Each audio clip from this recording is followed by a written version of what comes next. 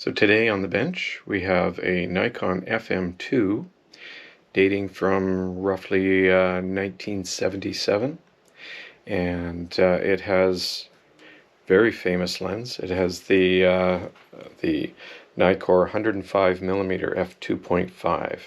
If you're familiar with Steve McCurry's very famous photo, The Afghan Girl, it was shot with this camera and this lens, or this model camera and lens. So today we're going to replace the light seals in this camera, and I'll take you through that process. So the first thing I've done is taken the lens off. I've put that off to the side and put a body cap on just to make it a little bit easier to work on the camera, and also avoids damage to the lens in the process. So with that in place, let's take a look at what we're dealing with. I've got the camera down on a pad, a cushioned surface, and before I open it up, let's just talk about some of the equipment that I'll be using. So nothing really fancy. Some of the supplies that I use are, I've got a syringe. This is a hobby syringe with a blunt needle, and it's used for putting oil into the track, sorry, not oil, for putting alcohol into the tracks of the light seals to soften the old material.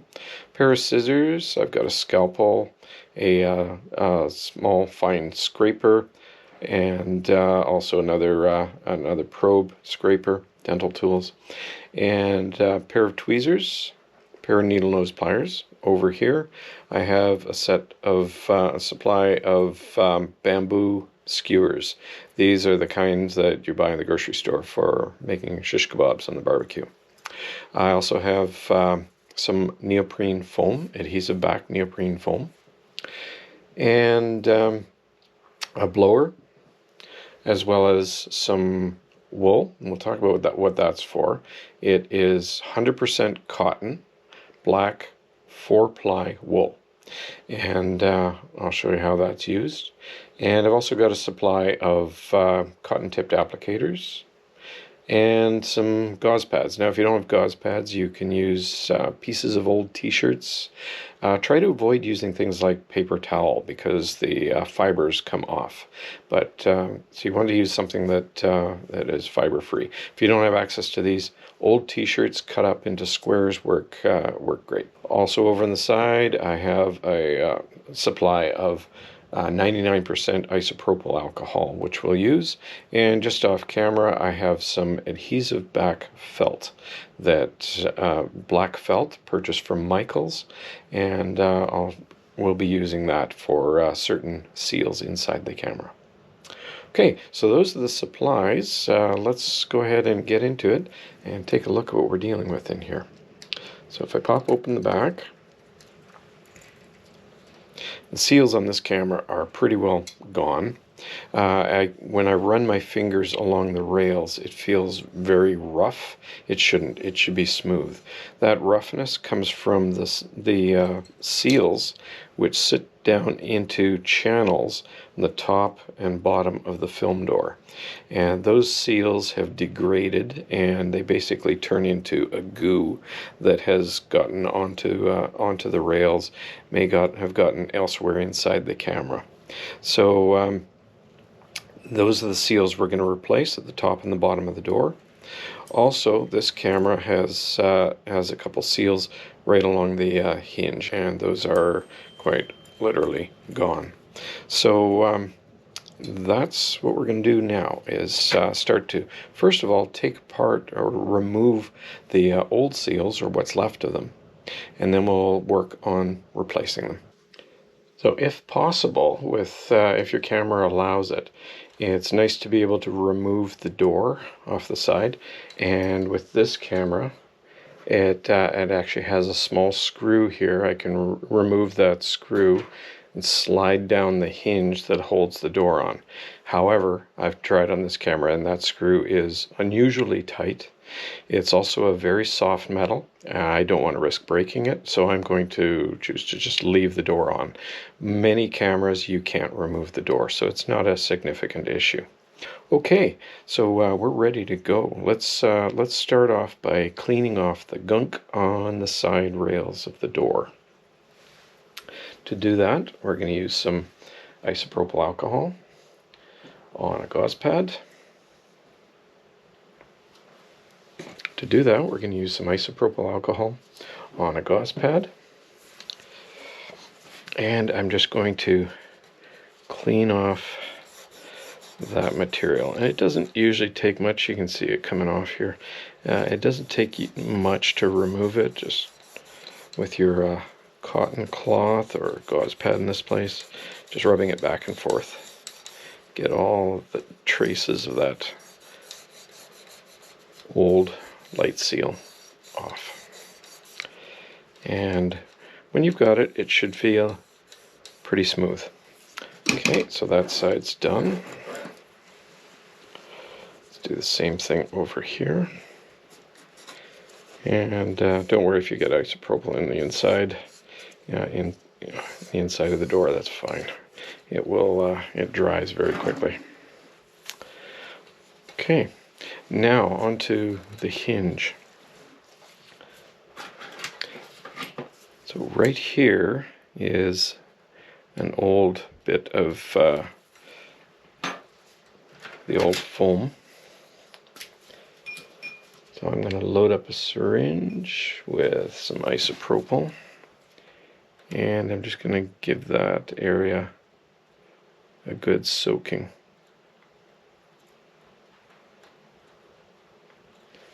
And I'll let that sit for a minute.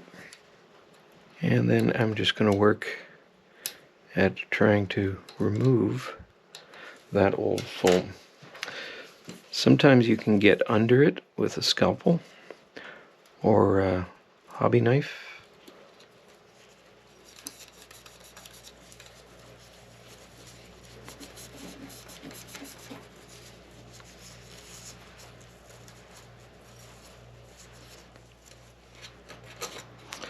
Okay, so now we've gotten rid of all that old foam on that side. You can see those little screws that are now exposed. And we still have another spot, and that is right here. Now we don't actually put any foam on here. That's what the foam that's on here comes resting against this part. But I'm not sure if you can actually see that. There's a lot of residue on there from the old foam that had deteriorated. So what we're going to do is we're going to clean that off. That won't take too much.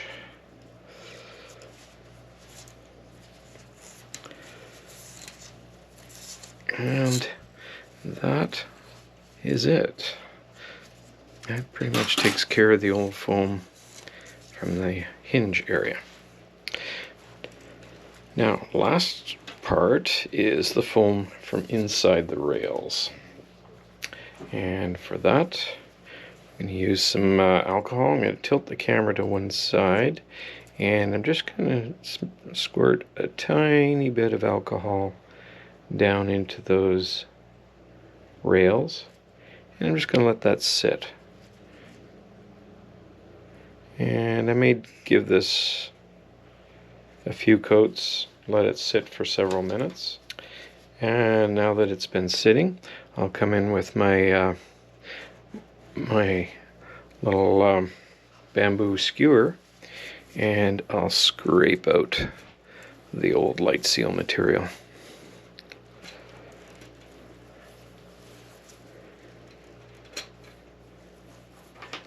And you want to get any of that stuff that's in there out. Get it as clean as you possibly can, because that old stuff just flakes off, and when it does, it can get up into the shutter area. Also, I should mention, while you're doing this, watch the shutter, make sure you don't put your thumb on it,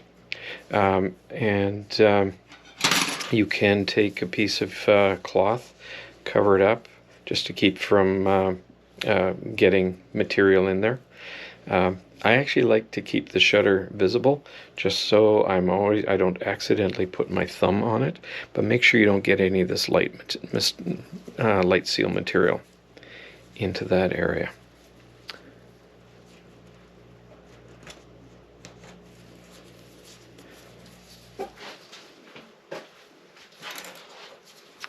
Okay.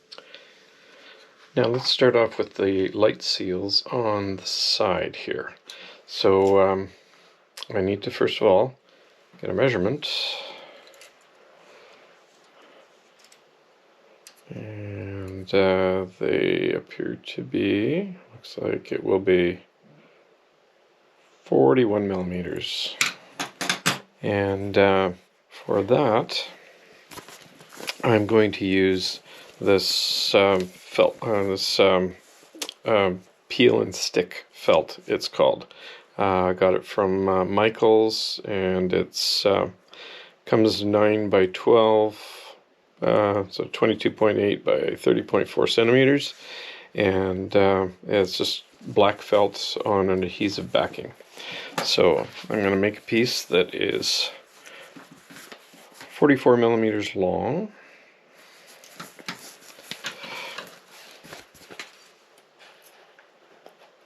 And I'm going to cut it, let's see, for width, thickness, I'm going to go about 4 millimeters wide.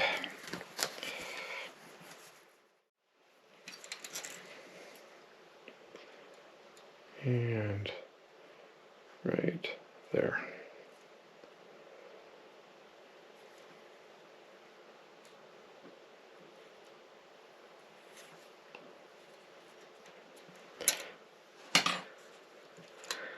And I want to make sure it's inside the rails. There we go. Okay. So that will do for that. Now, next is to replace the light seals inside these channels. There's a couple ways to do that. One is you can purchase light seal kits, which will come with foam that's been pre-cut for your specific camera. This one isn't cut for this camera, but it'll give you an idea. So you'd take out the piece of foam about that size, and then you very carefully work that down into the channel. It's a little bit difficult because the adhesive backing wants to stick on everything. One of the things I would suggest is coat the channel with rubbing alcohol, and also soak your seal in rubbing alcohol. And then that gives you a little bit of working time to get it into those channels. Or there's an easier way, and actually every bit as effective. In fact, I would argue even more effective. And that is our wool. So 4-ply wool, 4-ply black 100% cotton. Back in the really old days, this is what they used for light seals. It worked very effectively. So what you do is you take the yarn, work it down nice and tight into the channel, and pack it in. Use something a little narrower.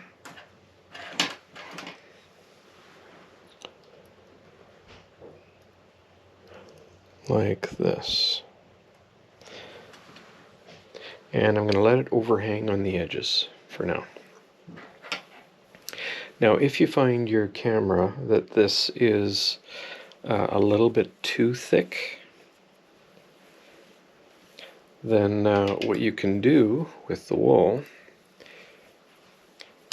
it's 4-ply, so if you pull it apart and just peel off one of the plies, then it makes it a little bit thinner, or peel off two, so you can make it whatever thickness you require.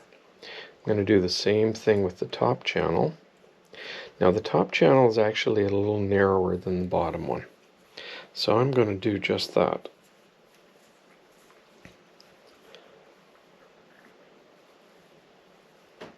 I'm going to separate out 1 ply, and with the remaining just make sure it's twist it up nice and tight. So I've made my seal a little bit thinner. And I mentioned that I actually consider this better than the neoprene, very simply because the neoprene, you put neoprene in here and give it 10 years, and that neoprene seal is going to be decaying again and will once again have to be replaced, and it will break down into that goo, and we're back where we started. These 100% cotton seals will never deteriorate. They'll be good forever. Now, remember that little tab that I mentioned earlier? We need to make sure our seal doesn't go over top of that, so I'm just going to trim it at that point.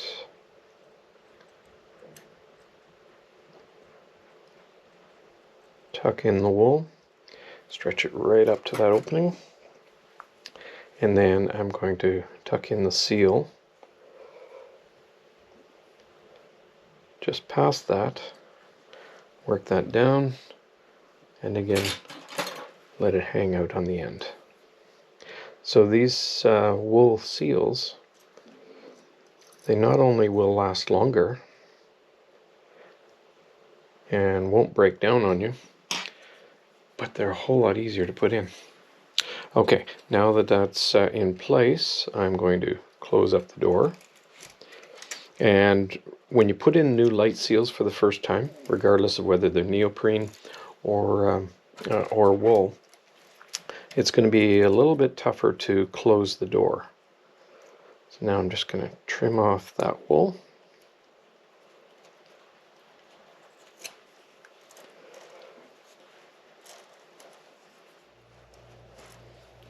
I don't want to twist my blade towards the camera, but because I don't want to scratch it. So now I can just come back, and with a pair of fine scissors, I can snip off the excess. Okay, that's in place. Close the door. Seals are done. Now we still have one last thing to do, and that is the mirror bumper. So the mirror bumper is right up in here, right at the front edge, in front of the mirror. We've got this little foam pad, and this one I can feel it's sticky. When I touch it, it's even coming off on my screwdriver. So that is deteriorating. What that does is when you take a photo, if you watch the mirror flops up, hits that mirror bumper, and then flops down. So that mirror bumper protects the edge of the mirror. Without that there, your mirror is slamming against the metal.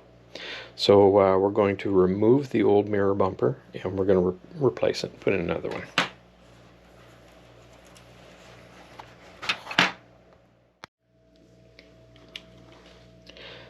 So this can be a bit of a delicate task. You don't want to get any of this material from the old mirror bumper onto the focusing screen or onto the mirror itself. And what I like to do is just take a gauze pad and push it down in there so it's just behind the mirror bumper.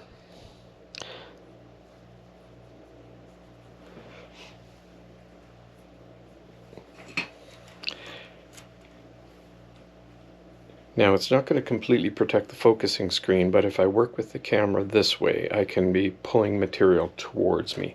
So it is a bit of a delicate task, as you want to make sure you're not contaminating the surfaces. So to start off with, first thing I'm going to do is I'm going to give myself a little bit more light so I can see what I'm doing. And I'm going to soak the old mirror bumper with alcohol. Try not to soak the focusing screen.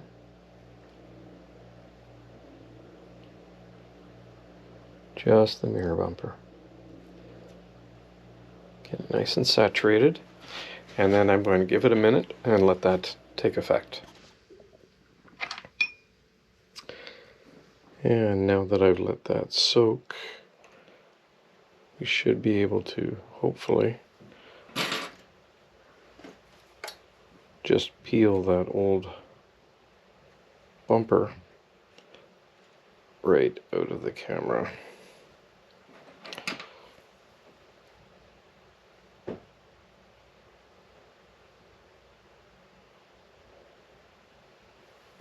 And that's out. Just make sure that that's nice and clean. Okay, so the old bumper's out. Let's make sure I get rid of any dust on the focusing screen. And let's go ahead and put a new bumper into the camera. So for this part, I'm going to measure the mirror bumper, the length I need, and 34 millimeters should do it. And for this, I am going to use the neoprene foam. I don't want to use the felt, because the felt, you could get small fibers coming off. So neoprene is the way to go on this one. And I'm going to cut out a piece. In this case, I have a piece the right. It is just a little bit too long, so I'll trim that down to size.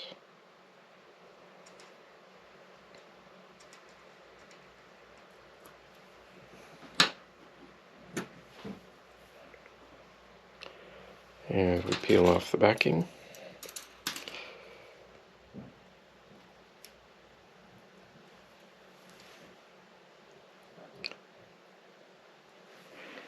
And then carefully slide that into position.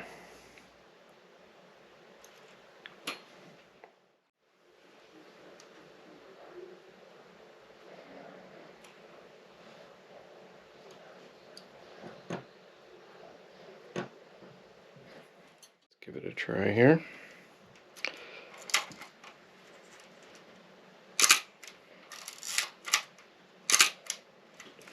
And that works. Quick look through the viewfinder to make sure I'm not seeing that that new mirror bumper in through the viewfinder. It's the correct thickness, so I don't have any issues that way. So this camera is now done.